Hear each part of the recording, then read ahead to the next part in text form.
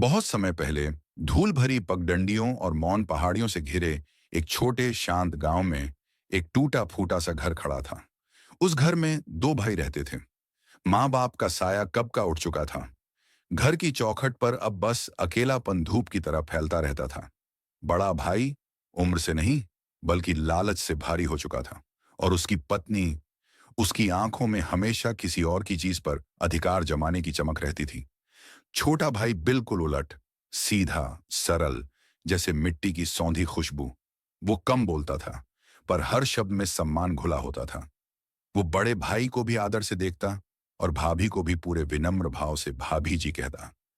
लेकिन उसकी यही विनम्रता बड़े भाई और भाभी की नजर में कमजोरी बन गई थी। वे दोनों रोज धीरे धीरे पर लगातार उसके आत्मसम्मान पर चोट करते रहते।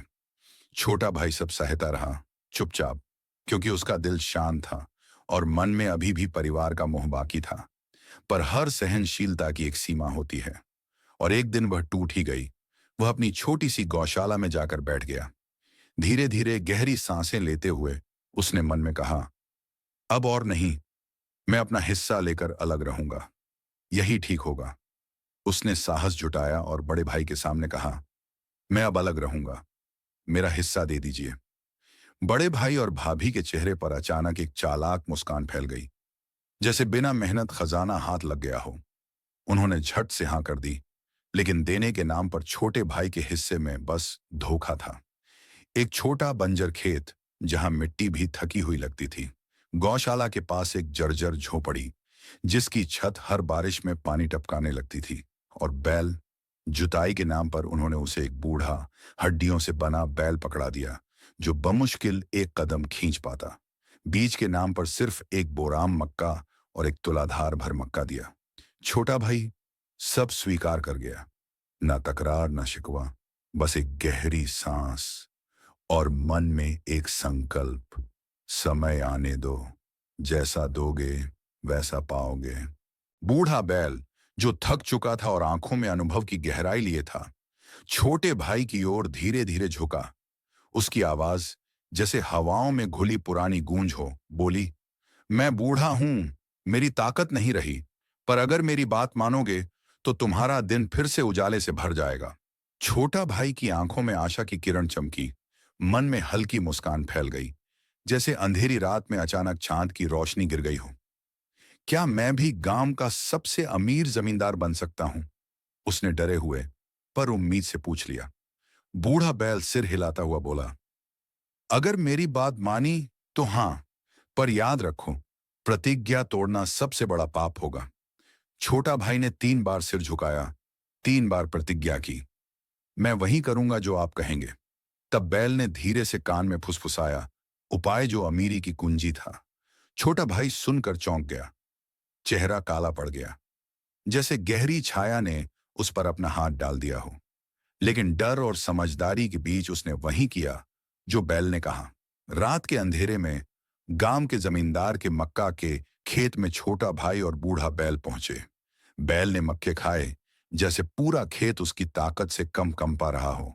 फिर उसने दूर से दिखाया, बच्चों की तरह खिलौने सी, जैसे उसने फसल को बर्बाद कर दिया हो। जमींदार बाबा दौड़ पड़े, गुस्से में लाठी हाथ में लिए। लेकिन जब उन्होंने बैल को गिरा देखा तो उनकी आंखों में शक और डर भर गया।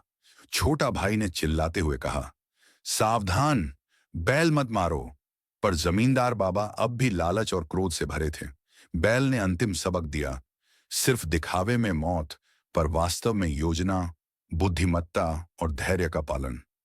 छोटा भाई ने बैल के सिर पर हाथ फेरा, तुम मेरे मित्र हो, मेरे साथी, तुमने मुझे जीवन और राह दिखाई। फिर उसने बैल को दफन किया और अपने मेहनत के पहले इनाम की ओर बढ़ा।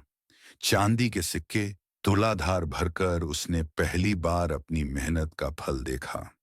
इस जीत ने उसे सिर्फ संपन्न नहीं बनाया, बल्कि उसे यह सिखाया कि धैर्य, समझदारी और बुद्धि ही असली ताकत है। छोटा भाई की बुद्धिमत्ता और धैर्य ने उसे गांव में सम्मान और संपन्नता दिला दी। लेकिन उसके बड़े भाई और भाभी का मन अब भी लालच और क्रोध से भरा हुआ था। वे सोचते थे, कैसे यह छोटा भाई बिना मेहनत और हमारी मेहनत के पीछे रहकर इतना पा गया। एक दिन बड़े भाई ने अपने घर में सोचा, अब समय है छोटे भाई को सबक सिखाने का। मैं उसे पकड़ूंगा और उसकी संपत्ति छीन लूंगा। बड़े भाई ने छोटे भाई को एक बड़े बोरे में बांधा, अंदर एक भारी पत्थर डाल दिया और बोरे को रस्सी से कसकर बांधकर जंगल से नदी की ओर चल पड़ा। चलते चलते बड़ा भाई थक गया। नदी अभी दूर थी। उसने बोरा पास के पेड़ की टहनी पर रख दिया और बोला, पहले खाना बनाकर खा लूं, फिर तुझे नदी में डुबोऊंगा। वो नदी किनारे आग जलाकर खाना बनाने लगा। छोटा भाई बोरे में चुपचाप बैठा था। तभी उसे घोड़े की टापों की आवाज आई। बोरे के एक छोटे छेद से उसने देखा, जमींदार बाबा उसी रास्ते से आ रहे थे। छोटा भाई बहुत चतुर था। उसने तुरंत एक चाल चली। उसने अपनी जेब में रखे थोड़े चांदी के सिक्के निकाले और तुलाधार में डालकर छेद के पास बजाने लगा। टन्ना टन्ना, पैसे बन रहे हैं, गड्ढे में पैसे बन रहे हैं। जमींदार ने सुना तो वह लालच में पागल हो गया। जमींदार, अरे बोरे वाले, तू कौन है और ये पैसे कैसे बन रहे हैं? छोटा भाई बोरे के अंदर से, मैं तो बस एक मुसाफिर हूं। यह बोरा जादुई है। इसके अंदर जाओ तो चांदी के सिक्के बनते हैं। मैं अभी अपनी बारी पूरी ही कर रहा था। जमींदार, मुझे भी मौका दो, मुझे भी पैसे बनाने दो। छोटा भाई बोला, ठीक है, लेकिन थोड़ी देर के लिए। ध्यान रखना, कोई आवाज मत निकालना, नहीं तो पैसे बनना बंद हो जाएंगे। जमींदार लालच में बोरा खोलता है, छोटे भाई को बाहर निकालता है और खुद बोरे में घुस जाता है। जैसे ही जमींदार बोरे में गया, छोटा भाई ने बोरे का मुंह कसकर बांध दिया और कहा, लो बाबा, ध्यान से पैसे बनाना। और वह जमींदार के घोड़े पर चढ़कर वहां से भाग गया। बड़े भाई ने खाना खाया, आराम किया और बोरे को उठाने आया। जैसे ही उसने बोरा छुआ, अंदर से जमींदार चिल्लाया, अरे सुनो, पैसे बन रहे हैं, थोड़ी देर में पूरा बोरा भर जाएगा। बड़े भाई को लगा छोटा भाई अभी भी बोरे में है। वह बोरा कंधे पर रखकर नदी में ले गया। नदी के बीच पहुंचकर उसने बोरे को डुबो दिया। जमींदार बचने की कोशिश करता रहा, पर भारी पत्थर के साथ वह डूब गया। बड़े भाई को लगा उसका काम हो गया। जब वह घर लौटा तो देखा छोटा भाई आराम से बैठा है और आंगन में जमींदार का बड़ा मजबूत घोड़ा बंधा है। बड़े भाई की आंखें फटी रह गईं। बड़े भाई, तू तू तो बोरे में था, यहां कैसे? छोटा भाई शातिर हंसी के साथ, भाई, नदी के नीचे सोने के घोड़े और चांदी के बोरे मिलते हैं। आपने मुझे डुबोकर बड़ा एहसान किया। देखो, मैं घोड़ा ले आया। अब बड़े भाई का लालच आसमान छू गया। छोटा भाई बोला, भाई, अगर तुम जाओगे तो घोड़े नहीं, सीधे हाथी और सोने के ढेर लेकर लौटोगे। लालची बड़ा भाई चिल्लाया, मुझे भी बोरे में डालो, मुझे अभी नदी ले चलो। और यहीं से बड़े भाई की विनाशकारी यात्रा शुरू होती है। छोटा भाई बोरे को धीरे धीरे नदी में ले गया। भारी पत्थर बोरे के अंदर रखे थे। बड़े भाई ने जैसे ही पानी में हलचल की, बोरा तेजी से डूब गया। छोटा भाई ने जानबूझकर बोरे को स्थिर नहीं किया, जैसे हर कदम पर बड़े भाई की लालच और अहंकार की सजा तय हो रही हो। बड़े भाई की चीखें पानी में दब गईं। वह तड़पता रहा, हाथ पानी में मारता रहा, पर पत्थर और बोरे की जकड़न ने उसे निर्धन और असहाय बना दिया। छोटा भाई किनारे खड़ा था। उसके चेहरे पर शांति थी, पर आंखों में थोड़ी ठंडी मुस्कान भी थी। वह जानता था, लालच की कीमत यही होती है। नदी की सतह धीरे धीरे शांत हो गई। कोई खुश नहीं, बस एक सख्त न्याय का एहसास और थकान। छोटा भाई जमींदार का घोड़ा लेकर घर की ओर चला। उसके कपड़े गीले, चेहरे पर थकान, पर आंखों में शातिर संतोष झलक रहा था।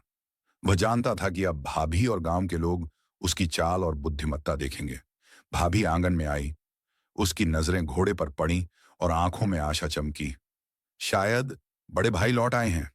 वह दरवाजे की तरफ बार बार देखती रही। यह घोड़ा और बड़े कहाँ हैं? क्या वे भी पीछे पीछे आ रहे हैं? छोटा भाई कुछ नहीं बोला। उसके होंठ हिले नहीं, सिर्फ उसकी आंखों में सावधानी और रहस्य था। भाभी ने दोबारा पूछा, बताओ, बड़े कहाँ हैं? क्या वे भी आ रहे हैं? छोटा भाई सिर झुकाकर धीमे से बोला, भाभी, वे वापस नहीं आएंगे। भाभी का चेहरा पिघल गया। उसके हाथ से पानी का लोटा गिर गया। गहरी सन्नाटे में लोटे की आवाज गूंज रही थी, जैसे घर ने एक भयंकर सच को महसूस किया हो। भाभी बैठ गई। उसके हाथ घुटनों पर टिक गए। आंखों में डर, आशंका और टूटे हुए विश्वास का मिश्रण था। वह धीरे धीरे रोने लगी। छोटा भाई पास खड़ा था। उसकी आंखों में ठंडी चालाक मुस्कान थी। वह जानता था बड़ा भाई का अहंकार और लालच उसकी मौत का कारण बने। कहानी यहां खत्म नहीं होती। अब शुरू होता है असली खेल। सच, झूठ, दर्द और एक छुपा हुआ राज, जिसे छोटा भाई किसी भी कीमत पर छुपाए रखना चाहता है। क्या भाभी कभी सच जान पाएंगी? क्या छोटे भाई का राज बाहर आएगा? या ये घर हमेशा इस डर में जिंदा रहेगा कि जो नदी में हुआ वह किसी दिन वापस लौट सकता है? अगर आप चाहते हैं कि कहानी का अगला हिस्सा तुरंत आए, तो अभी कमेंट में लिखें और इस वीडियो को लाइक कर दें, ताकि अगला भयानक मोड़ आप मिस न करें। सब्सक्राइब कर लो स्टोरीज मैन्स, क्योंकि अगला भाग सबसे खतरनाक है।